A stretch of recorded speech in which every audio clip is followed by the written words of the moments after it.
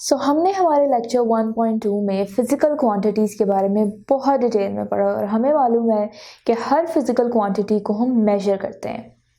अब हर मेजरमेंट में एरर्स और अनसर्टेनिटीज़ आ सकती हैं, इनको हम आगे डिटेल में डिस्कस करेंगे।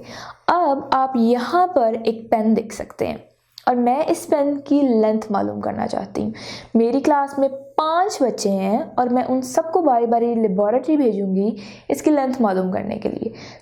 एहसन आता है और वो कहता है कि इस पेन की मेजरमेंट आई है 14.51 सेंटीमीटर और फिर आज़र आता है, वो कहता है इसकी आई है 14.52 सेंटीमीटर और इसी तरह सब आते हैं और सबकी डिफरेंट मेजरमेंट्स आ रही हैं। दैट मीन्स कि ये एक रैंडम एरर है।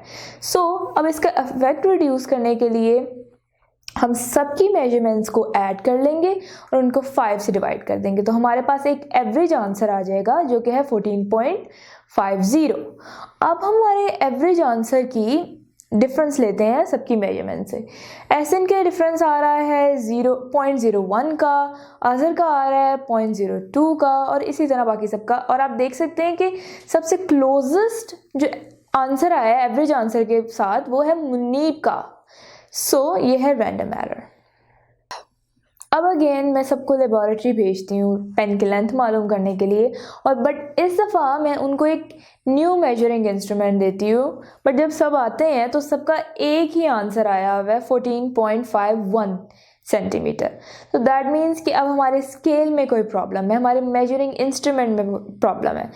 अब इसकी करेक्शन के लिए हम क्या करेंगे, क्योंकि हमारा फैक्टर सबका सेम ही आ रहा है, डिफरेंस सबका सेम ही आ रहा है, हम उसको हमारी मेजरमेंट से सब्ट्रैक्ट कर देंगे और जो हमारा आंसर आएगा वही हमारा एक्यूरेट आंसर होगा जो कि है 14.50।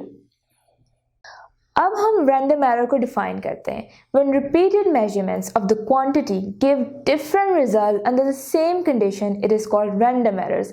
यानी बार बार हमारे डिफरेंट आंसर्स आ रहे हैं तो रैंडम एरर होता है और इसके कॉजेज़ हमें नहीं पता, it is due to some unknown causes, हमें इनका पता ही नहीं है, तो हम उसे करेक्ट कैसे करेंगे। बट हम उसका इफेक्ट रिड्यूस कर सकते हैं सारी मेजरमेंट्स का एवरेज लेके। अब हम डिफाइन करते हैं सिस्टमैटिक एरर।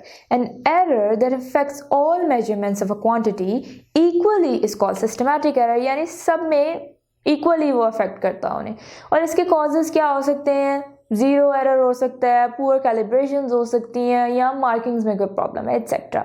और इसके करेक्शन के लिए comparing the instrument with another instrument and then applying correction factor, यानी हम इसे किसी एक्यूरेट इंस्ट्रूमेंट के साथ कंपेयर कर सकते हैं और उसके बाद उसके ऊपर करेक्शन फैक्टर लगा सकते हैं।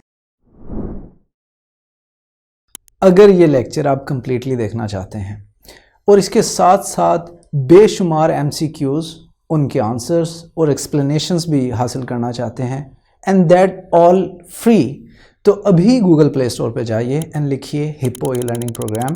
हमारी ऐप डाउनलोड कीजिए, ना सिर्फ इसे खुद यूज़ कीजिए बल्कि अपने दोस्त एंड क्लास फेलोज़ को भी रेकमेंड कीजिए।